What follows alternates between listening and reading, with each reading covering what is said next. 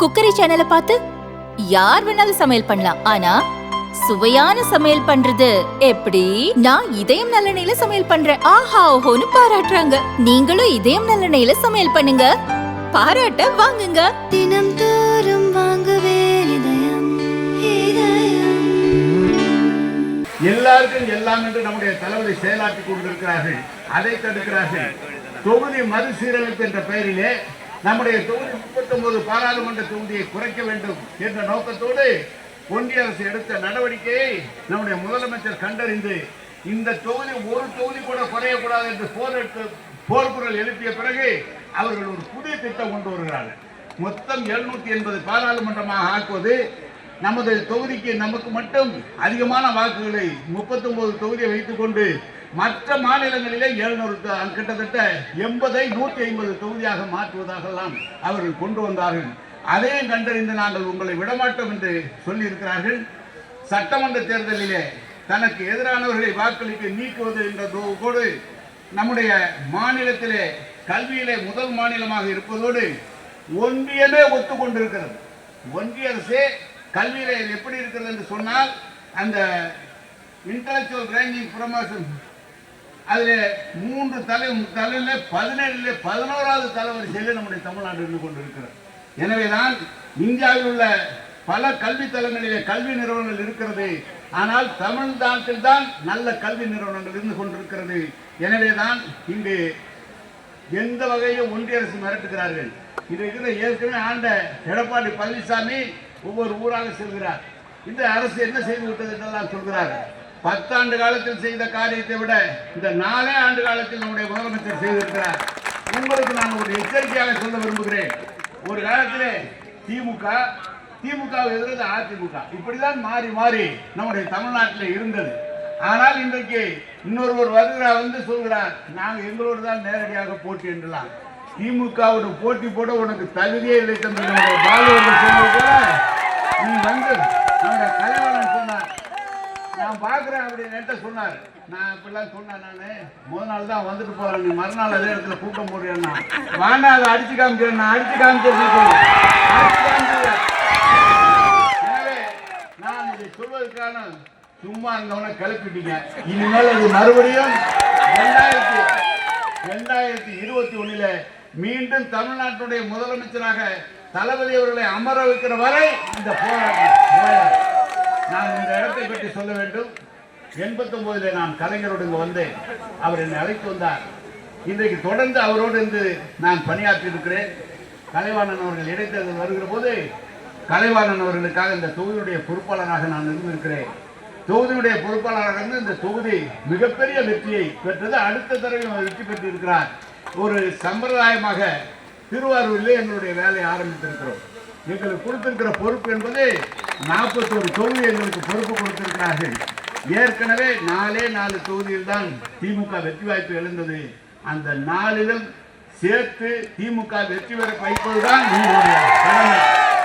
நீங்க எல்லாம் சொல்றாங்க, பத்திரிகையாளர்லாம் சொல்றாங்க, அவன் அப்படியே விடுங்க பார்த்துக்குவோம் அப்படின்னு தான் சொல்றாங்க. எனவேதான் இங்க இருக்கிற நம்முடைய கழக தோழர்களுக்கு பொதுமக்களுக்கு ஒன்று சொல்கிறேன்.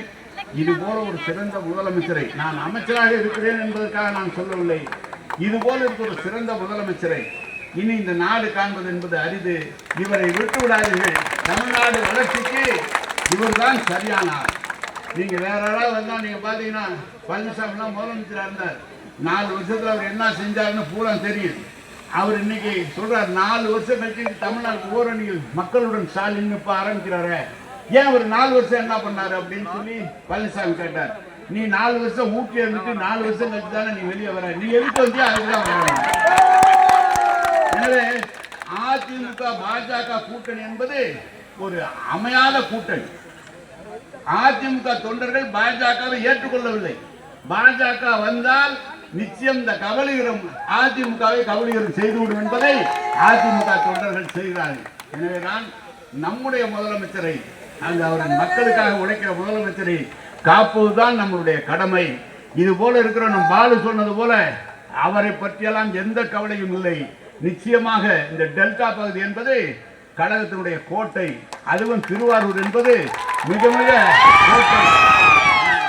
நான் உள்ளபடியே மாவட்ட செயலாளரை பாராட்ட கடமைப்பட்டிருக்கேன். மன்னார்குடி நான் அவரை முடிச்சுட்டு தானப்பா உங்ககிட்ட வரணும்.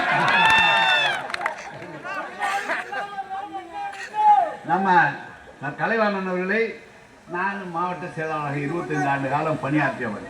கலைஞர் என்ன சொன்னாலும் அந்த காரியத்தை செய்ய வேண்டும் என்று நினைப்பவன், செய்து முடிப்போம். அதுக்கு எங்களுக்கு ஆலோசனை சொல்வது கலைஞர் தான் சொல்வார். நம்முடைய கலைவாணன் அவர்கள் இன்றைக்கு எடுத்திருக்கிற இந்த முயற்சி என்பது நிச்சயமாக அவருக்கு நல்ல ஒரு பாராட்டை நான் தெரிவித்துக் கொள்கிறேன். நம்முடைய ராஜா அவர்கள் அவர் தொழில்துறை அமைச்சராக பொறுப்பேற்றார். ஒரு இடையில நம்முடைய முதலமைச்சர் அவரை நம்பி தந்தார். தமிழ்நாட்டில் நேற்றுக்கு அவர் என்ன நேற்று வந்து கேட்கறான், உப்புல வந்துச்சான்னு கேட்கறான், ரோடு போட்டான்னு கேட்கறான், எல்லாம் நீங்க எது வேணாலும் கேளு. நேற்று ஒரே நாளில் 30,000 கோடிக்கு திட்டத்தை கொண்டு வந்து கொடுத்து தான் மேடையிலே உட்கார்ந்துருக்கிறார். முதலமைச்சர் செஞ்சு 15,556 கோடிக்கு திட்டங்களை கொண்டு வந்து, முதலீடுகளை கொண்டு வந்து வேலை வாய்ப்பை உருவாக்கி இருக்கிறார். தமிழ்நாடு அரசு பொறுப்பேற்றுக் கொண்ட பிறகு கிட்டத்தட்ட 1 லட்சம் பேர் டிஎன்பிசியில் வேலைக்கு எடுத்திருக்கிறார்கள். தொழில்துறை மூலமாக புதிய தொழிற்சாலைகள், இந்தியாவிலே அதிக தொழிற்சாலை இருக்கிறது தமிழ்நாட்டில் தான். இந்தியாவிலே அதிக தொழிற்சாலையில் பெண்கள் பணியாற்றுவது தமிழ்நாட்டில் தான். எனவேதான் இந்த நாட்டை முன்னோக்கி சென்றிருக்கின்ற தளபதி அவர்களை நாம் கலைஞரை இழந்து விட்டோம். இவர்தான் நமக்கு சரியானால் இவரை நாம் மீண்டும் மீண்டும் முதலமைச்சராக்கி இந்த நாட்டினுடைய வளர்ச்சிக்கு நாம் உண்டாக்க வேண்டும். அதற்காக நாம் தொடர்ந்து உழைக்க வேண்டும் என்று நான் கேட்டுக்கொள்கிறேன். இங்கு கூட கேட்டார், வந்து சொன்னார், திருவாரூர் மாவட்டத்திற்கு மட்டும் கலைஞர் அவர்கள் தளபதி அவர்கள் செய்திருக்கிறதை சொல்கிறேன். கிட்டத்தட்ட திருவாரூர் மாவட்டத்திற்கு கூத்தாநல்லூர் நகராட்சி, மன்னார்குடி, திருத்துறைப்பூண்டி, திருவாரூர் ஆகிய 3 நகராட்சிகளுக்கு இந்த 4 ஆண்டு காலத்தில் 632 கோடியை தலைவர் அவர்கள் தந்திருக்கிறார்கள். 7 பேரூராட்சிகளுக்கு 103 கோடி தந்திருக்கிறார்கள். இதை காட்டிலும் தொடர்ந்து குடிநீர் திட்டத்திற்காக கிட்டத்தட்ட குடிநீர் திட்டத்திற்கு 1127 கோடி ரூபாய் இந்த திருவாரூர் மாவட்டத்திற்கு மட்டும் நம்முடைய முதலமைச்சர் அவர்கள் தந்திருக்கிறார்கள். இது எல்லா கிட்டத்தட்ட 5 இந்த டெல்டா மாவட்டத்திற்குள்ள கணக்கு பூரா இருக்கு. நான் திருச்சி எடுத்துட்டு வரல, ஏன்னா நீங்களும் போச்சுங்க திருச்சிக்கு பட்டு அவ்வளோ கேட்பீங்க, அதனால நான் எடுத்து வரல. திருவாரூர் எப்படி திருச்சிக்கு நான் சொல்கிறேன், இங்கு 1000 கோடி திருவாரூருக்கு என்று சொன்னால் திருச்சிக்கு 5000 கோடி கொடுத்திருக்கிறார். திருச்சிக்கு 5000 கோடி. எனவே நான் டெல்டா மாவட்டம் அவர் தலைவர் எங்களுக்கு சொன்னது, நம்முடைய மக்கள், நம்ம தமிழ்நாடே நம்முடைய மக்கள் என்றாலும் இது நம்முடைய உறவு மாவட்டம், இதை உறப்படாது என்று சொல்லி நம்முடைய முதலமைச்சர் சொல்வார்கள். எனவே இந்த முதலமைச்சரை நாங்கள்லாம் அமைச்சராக சட்டமன்ற உறுப்பினராக இருக்கிறோம், தயவுசெய்து எண்ணாதீர்கள். இங்கு அவரை விட்டால் தமிழ்நாட்டுக்கு வேறு கதியே இல்லை. அவரை நம்ம மீண்டும் மீண்டும் அவரை உருவாக்குவதுதான் நம்மளுடைய பணியாக இருக்க வேண்டும். ராஜா அவர்கள் அவன்கிட்ட சொன்னேன், நான் பஸ் ஸ்டாண்டு கொடுனா பஸ் ஸ்டாண்டு கொடுத்தோம், ரோடு கொடுனா ரோடு கொடுத்தோம், நூலகம் கொடுனா நூலகம் கொடுத்தோம், செலவு வைக்கணும்னா வச்சோம், பாலம் கொடுனா பாலம் கொடுனான். ஒரே ஒரு தொழிற்சாலை திருச்சி கொடுறான்னா கொடுக்க மாட்டோம். நீங்க தான் சொல்றீங்க.